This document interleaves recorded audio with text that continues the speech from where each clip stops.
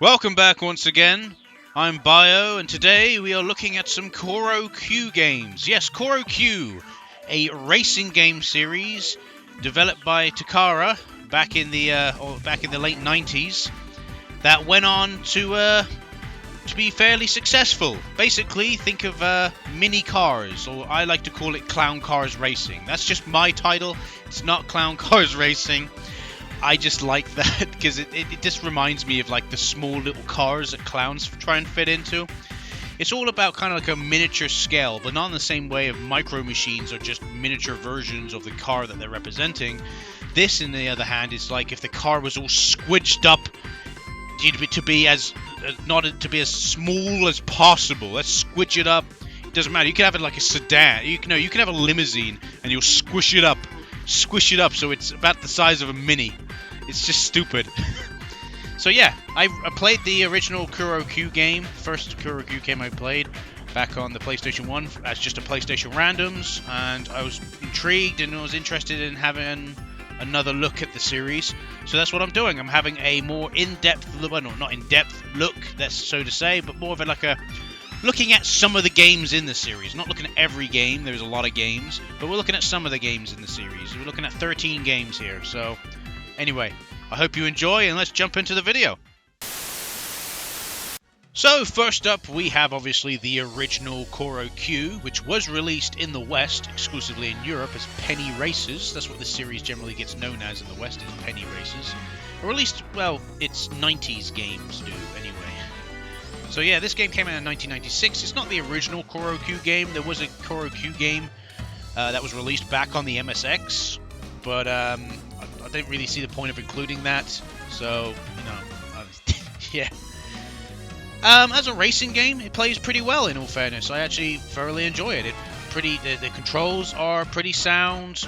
Turning's fine. Acceleration is fine. Yeah, if I'll be honest, it plays pretty nicely for a racing game. The tracks seem pretty decent. There is a lot of friction here on the mud, so the mud's got a slightly different kind of feeling as it would than being on the road.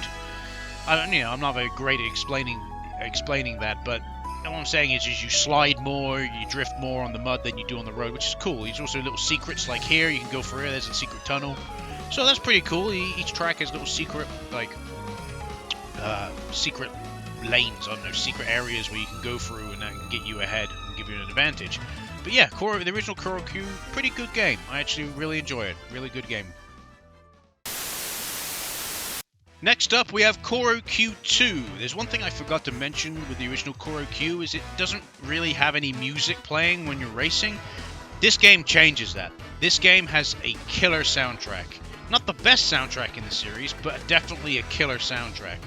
So, what is there with Choro Q 2? It's pretty much the same as before. I feel like the turning is being kind of refined a little bit. The turning's much nicer now, and it feels like it's got a lot more weight to it. You know, you got the standard track, dirt track as well, and same here. There's a chance of you sliding out more, but there's unfortunately a horrible addition to the game, which you just saw there. Tire lock. That wasn't in the original game. But they decided to add something called tire lock, which basically if you brake too hard too quickly, your tires lock and you just slide. I've never known a racing game to have something like that. I've played quite a lot of racing games in my time, but I've never known a racing game to have that. And to me, it's a deal breaker. It is a fucking deal breaker. It really is. It just turns like what is, effectively speaking, an enjoyable arcade-like kart racing game. And I am going to say kart racing game because that's what it feels like. And you'll get that feeling even more as we move into this next area. Wait for it. What's this? Water? And now we're underwater. Yeah, it feels like Mario Kart. It honestly does. It feels like some of the levels design in that. You know, you've got fish swimming past, you've got a boat. Yeah, it's Mario Kart. And yet they're deciding to add something like tire lock into the game. It's kind of stupid for an arcade racer. You know, it's not simulation based. Come on. But yeah, Choro Q 2, killer soundtrack. Could have done without the tire lock. Unfortunately, the tire lock seems to stick throughout the rest of the series, but they do improve upon it. Next up, we have Choro Q 3, and I'm just going to tell you right now, this game has got the best soundtrack in the series. It has got the best soundtrack. And that is the soundtrack you're hearing as background music in this video, is the Choro Q 3 soundtrack. It is fucking brilliant. So what is there to say about Choro Q 3? It is once again just refining what's already there. It's refining the turning. And in fairness, the turning is only slightly different than Choro Q2. Just like they refined it slightly more, the drifting is much nicer. You still got tire lock, but tire lock is not as big of an issue as it was in the previous game. So that's always a bonus. And yeah, you got nice track variety. You start out on something like this, but then it can change to something like this, where you're going along, you're going parallel to train tracks. Yeah, quite nice track variety. And like I said, the reason why this game is so great is literally the soundtrack. The soundtrack makes this game. It takes everything else that you could say negatively about the game and just amplifies it to 100% positivity, because this soundtrack is fucking awesome. It really is. So yeah, Choro Q3, definitely play this one. Definitely play this one.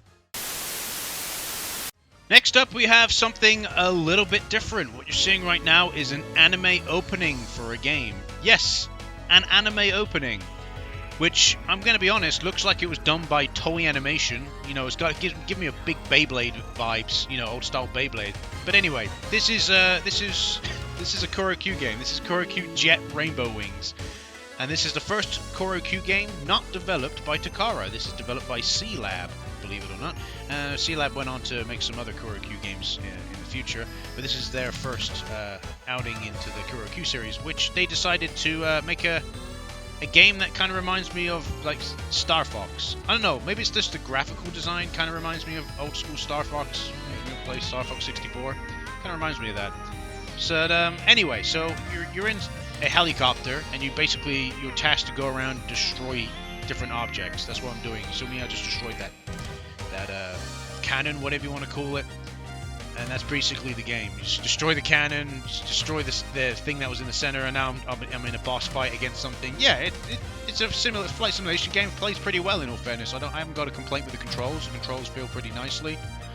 You know, aiming is pretty easy. It's, yeah, not too bad of a game, but really strange. I know, like, I guess the series is doing well enough for them to think about doing spin-offs, but why go in this direction? I thought that when I first was going to play this game, I thought to myself, oh, it's a racing game with jets. Yeah, because again, Choro Q is a racing game series.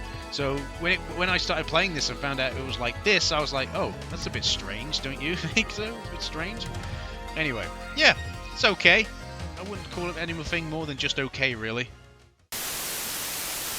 So next up we have another in-house Choro Q game, but as you can probably tell just from this intro cinematic, that it's not going to be the typical Choro Q game. But on the other hand, though, this time around, at least it's a racing game, you know, maybe, but with boats, different types of boats. So yes, this is Choro Q Marine Q-Boat.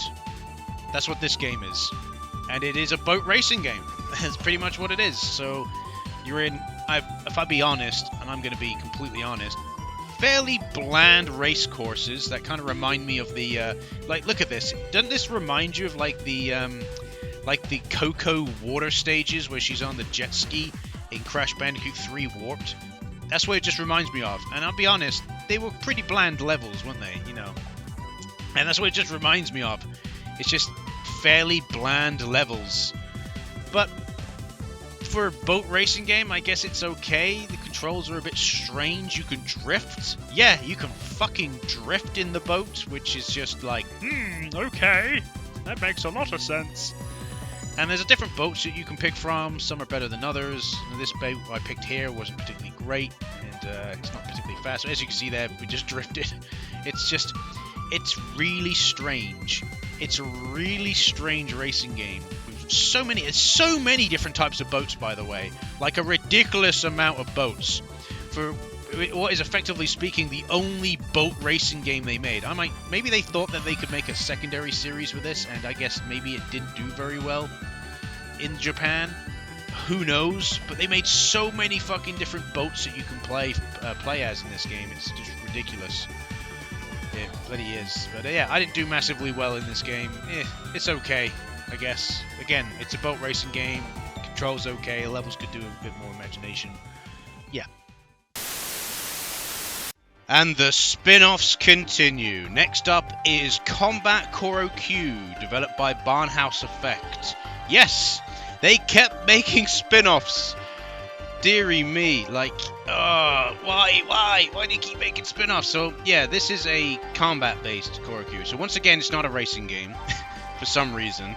Instead, now, it's a tank fighting game. So it's a combat game. Like, think of World of Tanks on a much smaller scale. That's what this is. So you're in a tank, you pick a tank, and you just basically go and blast other tanks. Don't get me wrong, that's not the only missions that you can do in this game, but that's one of the missions, and probably the funnest mission is just to go around and take on other tanks and blow up said tanks. But you have other missions like protection missions where you protect a train. That was one of the ones I played, and another one where I had to rendezvous at a checkpoint. So I had to avoid the enemies and get through this like maze-like forest to get to the exit, with at the same time having to dodge the tanks. So yeah, that's Combat Choro Q. It's okay. It's terrible, don't get me wrong, but I don't understand why is probably my 2 cents on it. It's like they made the first Choro Q, the first 3 Choro Q games, and then decided, hey, let's make a load of spin-offs. It's like, why? So yeah, anyway, that's Combat Choro Q. How does it play? It plays like what you'd expect from a tank game, really. There's not much else to say besides that. It plays fine. Next up, we have Choro Q Wonderful, the final Choro Q game on the PlayStation 1. And, yeah, I thought, oh, when I was going to pick up and play this game, never played this game before, I was like, oh, cool, finally, we're getting back to the racing. No, we're not getting back to the fucking racing. Now it's a fucking RPG. I'm not even joking, it's a fucking RPG now. So you play as this purple Jeep, and you're in this like hub world where you can go around and go into different shops and whatnot. And yeah, it's pretty much kind of like an RPG. It's really stupid. So here, I just come up to here, there's another car in here, you talk to him. So basically, it's cars. It's like the premise of Cars.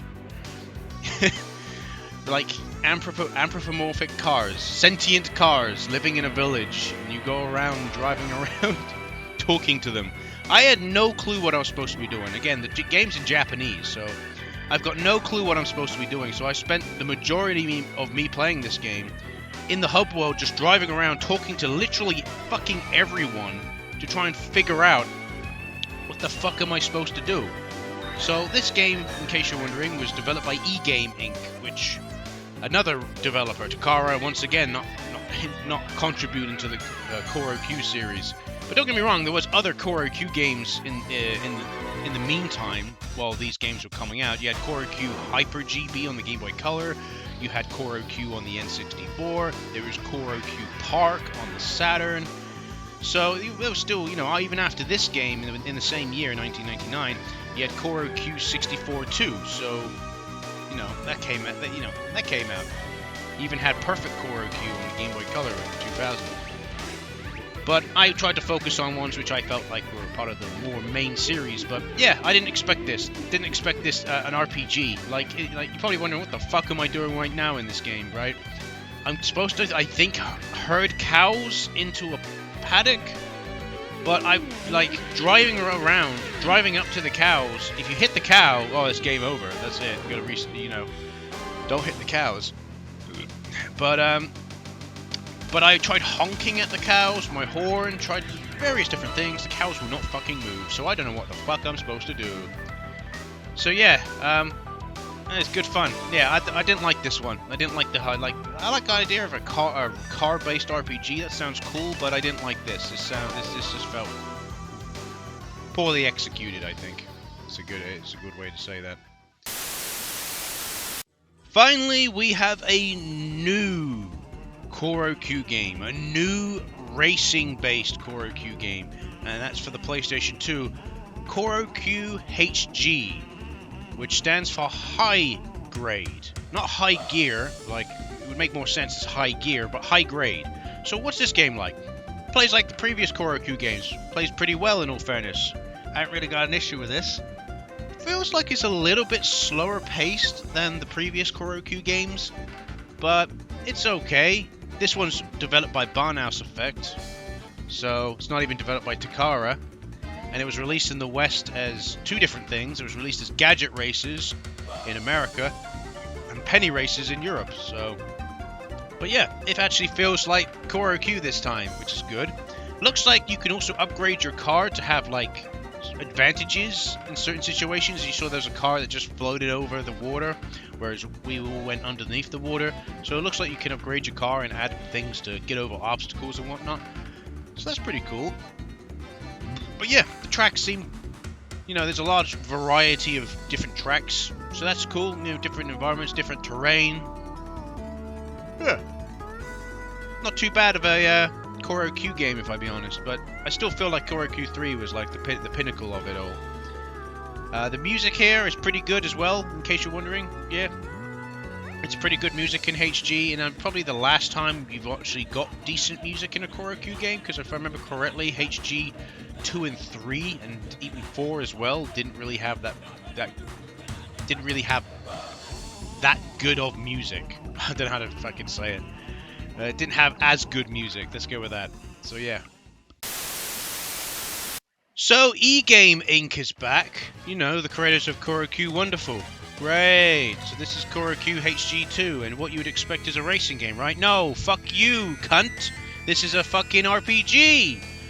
Hope you fucking die. Honestly, what is the disparity with these fucking Choro Q games now? Before it was racing, it was just racing. Now they're just like, if you're gonna have this, have it be something else. Like Choro Q Wonderful was fine. I complained because I was like, it's a cool concept, but I don't feel it was executed very well. But it was called Choro Q Wonderful. If this was called Choro Q Wonderful 2, I would have no issue with that. But instead it's called HG 2. HG was a standard Choro Q game, whereas this game is a fucking RPG. You've got this open world you can go around, which is cool, don't get me wrong. I think the whole, like I said before, I think this is a better executed concept than the previous game, Wonderful. But this should not have the HG2 moniker on it. It shouldn't have it. It shouldn't be called HG2. It should be called fucking Wonderful 2. For fuck's sake. And this game was received fairly well, by the way. This was released as Road Trip in America and Road Trip Adventure in Europe. And it got an 80 Metacritic score. So this one was received the best. This is actually considered to be the best Choro Q game. And, you know, if I sat down and actually gave it a proper chance, maybe I would like it. But after playing like the previous Choro Q games, I'm like, I just want to race, you know what I mean?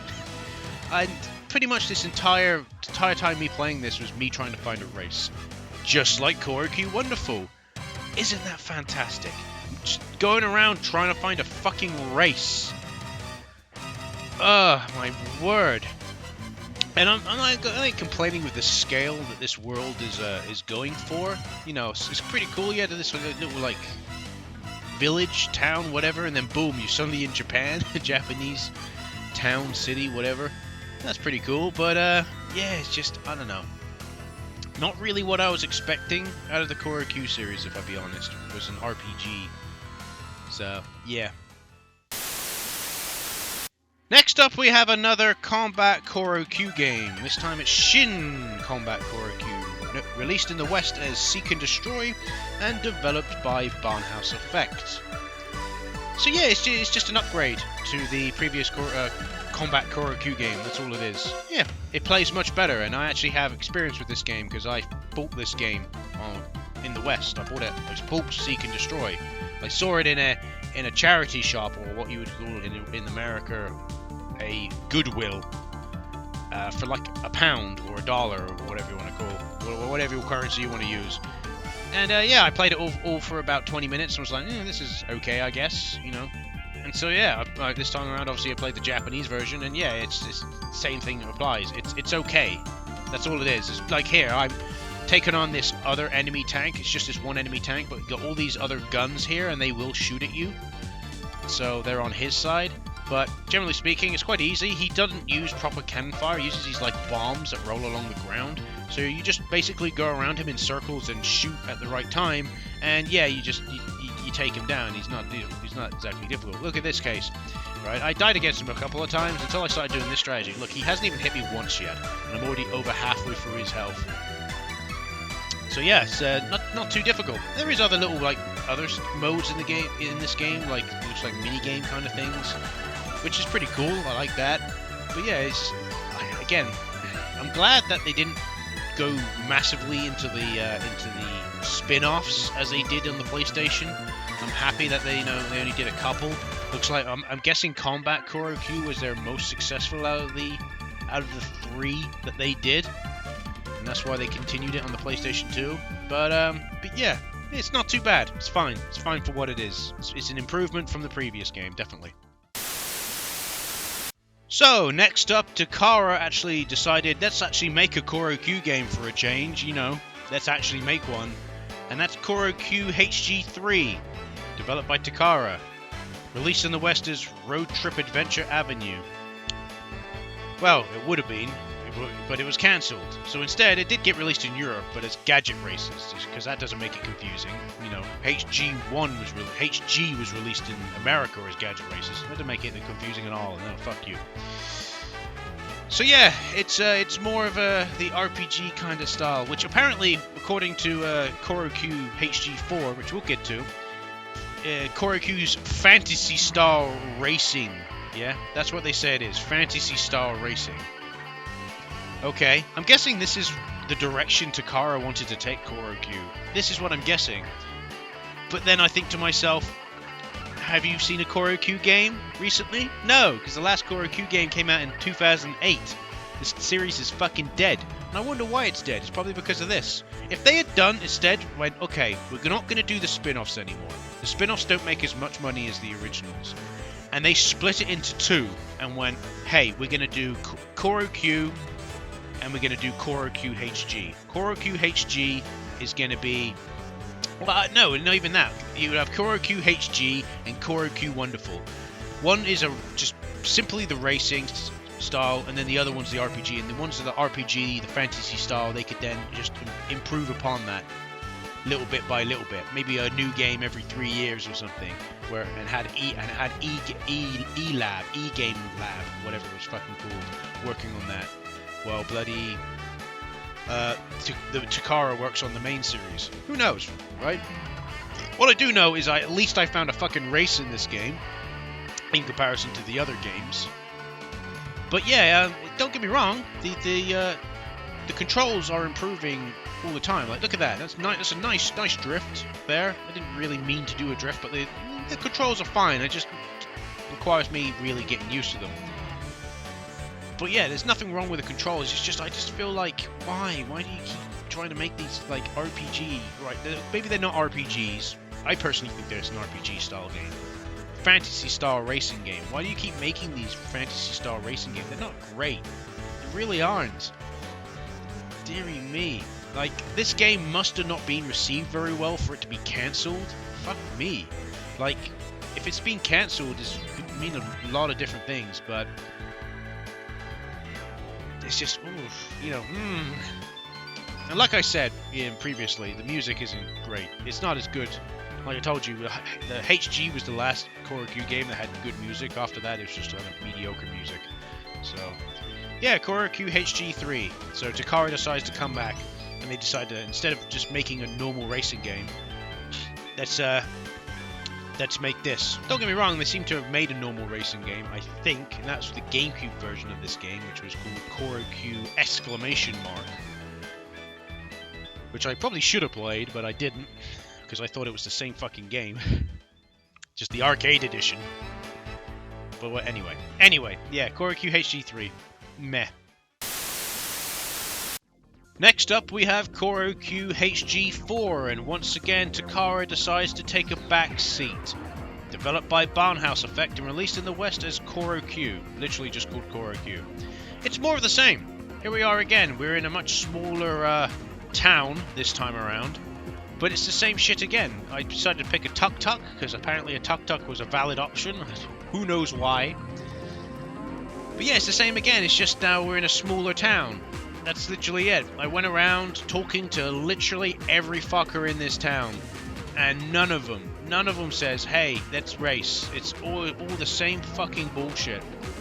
It's ridiculous. It is so fucking ridiculous. It's and this game was received really poorly in the West. It got a 48. Really poorly in the West. Deary me. But hey, at least I could get to the races without an issue. I actually got to the racing part of the game through the main menu.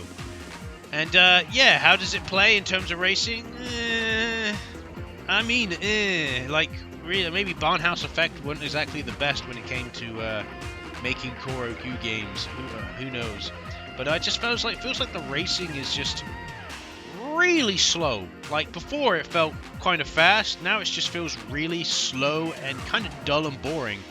Even if you got this cool like level where it looks like you're in the fucking Digimon world, going along the digital highway, whatever you want to fucking refer to it. It just, because of it not having any kind of speed to it, it just feels so slow and boring, honestly. And by the way, my car is slower than pretty much everyone else's car, so I'm like, oh, okay. So yeah, Choro Q HG4, literally the last HG game, the last Choro Q game for a little while, actually, because this game came out in Japan in 2003, and yeah, we didn't have another Choro Q game for a long old time, so yeah, it's just really mediocre, really mediocre. So literally, like after 5 years after the previous Choro Q game, Takara Tomy decides to try again with Choro Q Wii, released as Penny Racer's Party Turbo Q Speedway in the West. And believe it or not, this has got my car in the game. It's got my car, a fucking Toyota BB, so of course I went with that. Fucking, I couldn't believe it when I saw it. I was like, it's got the fucking car I actually own and drive in the fucking game. Holy shit. So, yeah, what have I got to say about this game? You can only use motion controls, obviously. It's a Wii game.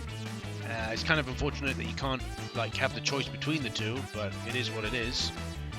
But yeah, it is a racing game. It has other little mini-game modes. As the mode you're seeing currently is literally collect as many coins as you can, and you get money for the amount of coins that you collect because you can exchange them. Yeah. The levels seem intuitive. The levels seem to give a very Micro Machines vibe, whereas previously they didn't. Don't get me wrong. This game is literally racing. It is literally focused on racing. There's no fantasy element to it, if you know what I mean. It's got none of that. It's purely a racing game. And yeah, it plays okay for a motion-controlled racing game. Even me with my fucking setup on the emulator, with my fucking USB Wii sensor, Bluetooth dongle, and Wii Motion Plus remote, I actually was able to control it fairly well. It felt, quite fluid. It was just very, very responsive, where in some other games have had issues. So yeah, this game's pretty good. I actually think it's okay. Don't get me wrong, it's not the best. The racing controls are literally as simple as they come.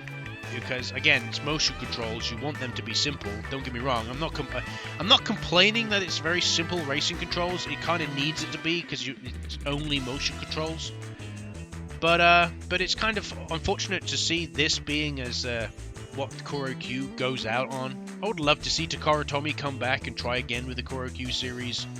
Just let a competent developer make a Choro Q game. Not you, Takara. Clearly you don't have the magic anymore, especially now, over 10 years after. You probably don't have the magic anymore.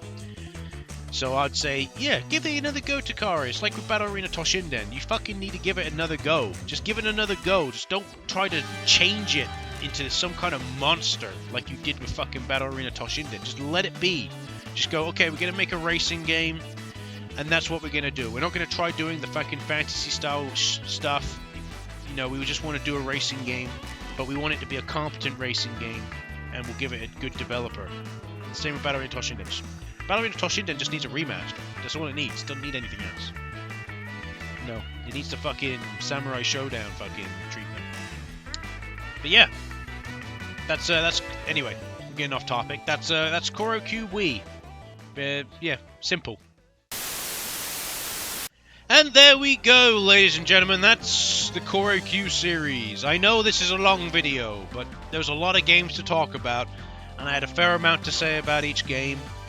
Some more than others, as always, but yeah, I actually enjoyed going through the Choro Q series. Don't get me wrong, I actually enjoyed going through it and seeing what these games were like. I was a bit disappointed with what Takara Tomy decided to take the series in. But, you know, at the same time, I think personally, like I said, I stand by my statement. If they decided when they went onto the PlayStation 2, if they went, okay, we're going to go in two directions with the series. We're going to have two different series for Choro Q. We're going to have just one that's based on racing, and that's going to come out every single year. We're going to have a new game coming every year that's just improving on the racing. And then every, I don't know, 3 years we release a fantasy RPG style Choro Q game. I wouldn't have had an issue with that. And I probably would say that the series would probably still be ongoing now. I'll be honest, I reckon it still would have been ongoing now. Maybe you would have stopped doing a new racing game every 2 years. Maybe every 2 years, every year. You would have then gone to do it for every 2 years or something. But, hey, I still think it would have been a better shot than what you decided to do.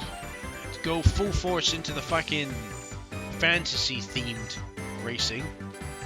Anyway, I hope you enjoyed the video. And, anyway, I hope you've enjoyed the video. I've been Bio, and I will see you in the next video. Please like, subscribe, and comment. Let me know, did you play any of these games? Let me know. And I'll see ya. Bye-bye.